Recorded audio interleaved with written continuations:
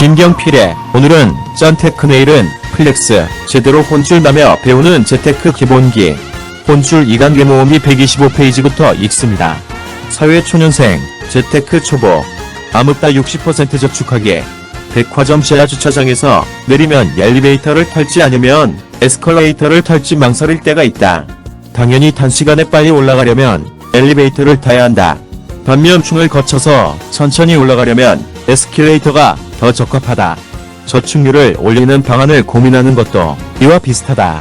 무언가의 수준을 엘리베이터처럼 한꺼번에 끌어올리는 방식과 에스컬레이터처럼 단계적으로 끌어올리는 방식에는 차이가 있다. 내가 만나본 많은 직장인이 어떤 방식으로 저축을 늘리면 좋은지 궁금해했다. 예를 들어 최소한 월급의 50%는 저축하기로 마음먹었다면 단박에 50%를 저축할 것인지, 아니면 처음에는 무리가 되니 30% 정도로 시작하다가 단계적으로 늘려 50%까지 끌어올릴지 고민하는 것이다. 혼쭐 2단계 모음이 126페이지. 여러분은 엄연 방법이 좋아 보이는가? 실제로 저축을 해보면 금방 알 수 있다. 저축을 점진적으로 늘려간다는 게 쉽지 않다는 사실을 말이다. 앞서 언급했듯 빨리 높이 올라가려면 엘리베이터를 타야 한다. 박은비씨, 미혼, 28세 공기업, 직장인은 1년 전 공공기관에 취업했다. 이미 직장 생활을 하고 있던 동생과 서울에서 함께 거주하는데 두 딸의 서울서리를 위해 전세 보증금을 지원해주신 부모님 덕분에 월세나 전세 대출이자 없이 지낼 수 있다. 그렇다면 이제부터 열심히 돈만 모으면 된다. 그런데 은비씨는 첫 월급을 받자마자 고민이 생겼다. 과연 얼마나 저축을 해야 하는 것일까? 먼저 취업한 동생은 원금의 50% 넘게 저축해 벌써 꽤 많은 목돈을 만든 눈치다. 그녀는 동생보다 월급이 적기 때문에 내심 더 공격적인 목표를 세웠다. 월급의 60%를 저축해 30이 되기 전에 3천만 원을 손에 쥐어보겠다는 것이었다. 단순하지만 꽤 현실적이고 의미 있는 첫 목표였다. 는 월급 250만 원의 절반인 123만 원을 단순하게 모으는 것으로 달성할 수 있다. 하지만 아쉽게도 그녀는 처음부터 그 돈을 저축하지 못했다. 그동안 취업 준비만 하느라 금융 지식에 어두있던 터라 어떤 저축을 해야 할지 망설였다는 핑계를 군이 대볼 수도 있다. 그렇다고 잘 모르는 주식 투자를 할 수도 없는 노릇이라서 시간만 흘려보낸 것이다. 어쨌든 은비씨는 조금씩 금융 경험을 쌓으면서 저축 금액을 끌어올릴 계획이었다. 그러던 중 은비씨 생각에 딱 맞는 저축을 발견했는데 바로 증액형 적금이다. 26주 적금이라고도 부르는 이 저축은 26주를 다 채우면 보너스 금리까지 제공한다. 무엇보다 이 저축의 가장 큰 장점은 부담스러운 금액을 내지 않으면서도 돈을 모으고 있지 않다는 불안감에서 벗어날 수 있다는 것이다. 저축액이 서서히 증가하는 만큼 당장은 여유가 있다는 것도 장점이다. 월 소득 250만원 박은비씨의 저축 내역. 적립식 펀드 20만원, 청약저축 10만원, 26주 적금, 이번 달 납입 금액 74만원, 총저축액 104만원, 혼쭐 2단계 모음이 128. 이번 달을 기준으로 보면 매달 104만원을 저축하는 것 같지만 사실은 최근에 들어서야 금액이 커진 것이다. 그녀는 매주 1만원씩 늘어나는 26주 6개월 저축을 시작해 6개월 후 만기 금액을 탔다. 만기가 가까워지면서 납입 금액이 부담스러웠지만 초반에는 매우 수월하게 저축할 수 있었다.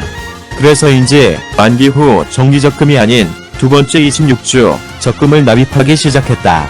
현재 매월 80만에서 90만원을 저축하고 있다지만 달마다 그 금액을 저축하는 것은 아닐 터다. 그렇다면 이 적금으로 얼마만큼 저축을 할 수 있을까? 박은비씨의 26주 적금 저축액 1주 만원, 2주 1만원, 3주 3만원, 4주 3만원, 첫 달 10만원, 5주 5만원, 6주 6만원, 7주 7만원, 8주 8만원, 둘째 달 26만원, 9주 9만원, 10주 10만원, 11주 11만원, 12주 12만원, 13주 13만원, 셋째 달 42만원, 14주 14만원, 15주 15만원, 16주 16만원, 넷째 달 58만. 혼쭐 2단계 모음이 129페이지. 17주 17만원, 18주 18만원, 19주 19만원, 20주 20만원, 21주 21만원, 다섯째 달 74만원, 22주 22만원, 23주 23만원, 24주 24만원, 25주 25만원, 여섯째 달 90만원, 26주 만기금 수령, 6개월간 원금이 300만원가량 들어간 셈이다. 결국 월 50만원에 불과하다. 만기 금액은 원금과 수익률, 그리고 기간이란 세 가지 요인에 따라 결정된다. 기간과 수익률을 늘릴 수 없다면 원금 자체가 커야 하는데 원금도 크지 않으니 목돈을 만드는 대한계가 있다. 사회 초년생은 무엇보다 저축이 돈을 불리는 일이 아니라 돈을 모으는 일이란 사실을 꼭 알아야 한다. 따라서 처음부터 급진적으로 저축을 실행해 볼 것을 강력히 권한다. 지금 여러분이 아래 조건에 해당한다면 반드시 월급의 60%는 저축해야 한다. 월급의 60%를 저축해야 하는 조건. 1. 위험. 2. 자본 1억 원 이하. 3. 월급 250만원 이상. 혼줄 이간계 모음이 130페이지. 목돈 모으기는 허리띠를 졸라매야 하는 일이므로 등산을 하는 것처럼 처음에는 무척 힘들다. 그렇지만 등산을 하면서 숨이 턱끝까지 차오르는 고통을 느껴본 적이 있다면 정상에서 느끼는 성취감 또한 잘할 것이다. 지금 편안하다면 등산이 아니라 산책을 하는 것이다. 힘든 게 당연하다.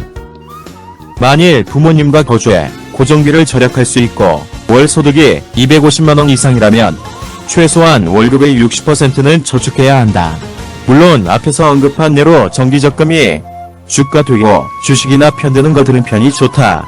스프린트럼 단시간 전력 질주를 통해 조기의 목표를 달성하는 방식을 말하는데 저축에서는 처음부터 스프린트를 해보는 것이 좋다. 최이응 씨, 미용 30세, S엔지니어링, 직장인은 서울에서 부모님과 거주하며 2년 후 결혼을 계획 중인 3년차 직장인이다. 그녀는 특이하게도 굉장히 많은 종류의 저축을 하고 있었다. 아니, 좀 더 정확히 말하면 수많은 여행 적금에 가입했다. 최이응 씨의 여행 적금 월 납입 100, 카카오뱅크 여행 적금 10만원, K뱅크 여행 적금 10만원, S은행 여행 적금 20만원, H은행 가족 여행 적금 10만원, H은행 동창역 행적금 15만원, H은행 신혼여행 적금 30만원, 총납 295만원, 혼줄 2단계 131페이지. 젊은이들 중에는 여행 적금에 가입한 사람이 의외로 많다. 잘 알지도 못하는 주식 투자나 코인에까지 과감하게 투자하면서 왜 여행을 위해서는 적금에 가입하는 것일까? 이유는 간단하다. 여행을 얼마 후 확실하게 일어날 일이라고 생각해서 변동성 없이 돈을 모으고 싶기 때문일 것이다. 하지만 이것을 저축이라고 생각해선 안 된다. 저축과 소비를 구분하려면 미래 소비를 위한 것인지 아니면 미래 자산을 위할 것인지 살펴보면 된다. 저축과 소비. 저축은 미래 자산으로 가는 것이 되고 소비는 미래의 소비로 가는 것이 된다. 이 기준에 따르면 여행 적금은 지금 모았어도 나중에 반드시 쓰게 되는 소비 비용인 셈이다. 저축이란 반드시 미래의 자산이 되는 것. 자본 소득의 종잣돈이 되는 것만을 말한다. 저축 납입액을 점진적으로 늘리는 대신 단박에 끌어올리되 미래의 결혼, 전세, 주택자금을 만드는 자산이 될 수 있도록 해야 한다. 혼줄 이간계 모음이 132페이지. 머니 트레이너의 한마디. 세상에는 무리해서 화면 탈나는 것이 많다. 하지만 저축만큼은 무리해서 탈날 일이 절대로 없다. 마음먹은 즉시 과감하게 저축에 강력한 드라이브를 걸어보자. 놀라운 일이 일어날 것이다. 김경필의 오늘은 짠테크 내일은 플렉스 제대로 혼줄 나며 배우는 재테크 기본기. 혼줄 이간계 모으기. 사회초년생 재테크 초보. 아무것도 따지지 말고 묻지도 말라는 아무따 60% 저축하기. 125페이지부터 132페이지까지 읽었습니다. 강남부자 따라잡기 경제TV, 강남부자 따라잡기 재테크 투자연구소, 강남부동산 공인중개사무소 변딩크였습니다. 감사합니다.